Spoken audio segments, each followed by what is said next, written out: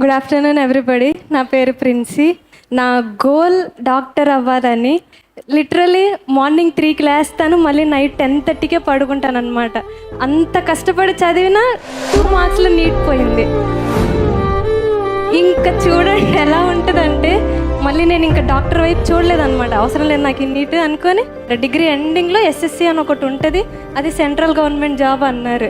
అందరు అనుకుంటారు కోచింగ్కి వెళ్ళాలి అని. కోచింగ్కి వెళ్ళాలండి, వెళ్తేనే మనకి టైంకి ఎలా చేయాలి. సీజీఎల్ చదవక రాయక ఎవరికి రాదు, టైం మేనేజ్ చేయడం రాకే రాదు.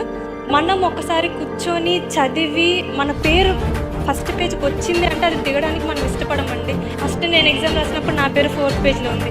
మెల్లగా దాన్ని 3rd పేజీకి తెచ్చాను, 2nd పేజీకి తెచ్చాను, దాన్ని 1st పేజీకి తెచ్చాను. అది కాన్ఫిడెన్స్ చాలా బిల్డ్ చేస్తుంది అనమాట. మనం పెట్టే ప్రతి రూపాయికి వాళ్ళు న్యాయం చేస్తారండి. నేను ఇది 100% చెప్పగలను, 0 నాలెడ్జ్తో వచ్చాను. సో జాబ్ అయితే మ్యాండేటరీ, అది వచ్చేస్తుంది. మీరు మీ ఎఫర్ట్స్ పెట్టండి. ఇంటికి వెళ్ళిన తర్వాత అందరు వదిలేస్తారు, మీరు వదిలేయొద్దు. ఇక్కడ కనిపించేది 400 మంది కాంపిటీషన్, కానీ నిజానికి 40 మందే మీ కాంపిటీషన్. మీరు 1 గంట వేస్ట్ చేస్తే 41 అవుతారు. మా డాడీ, నువ్వు గవర్నమెంట్ జాబ్లో క్లర్క్గా ఉన్నా గౌరవిస్తారు, కానీ ప్రైవేట్లో నువ్వు నెలకి 2 లక్షలు సంపాదించు, అసలు పట్టించుకోరు అనమాట. చిన్న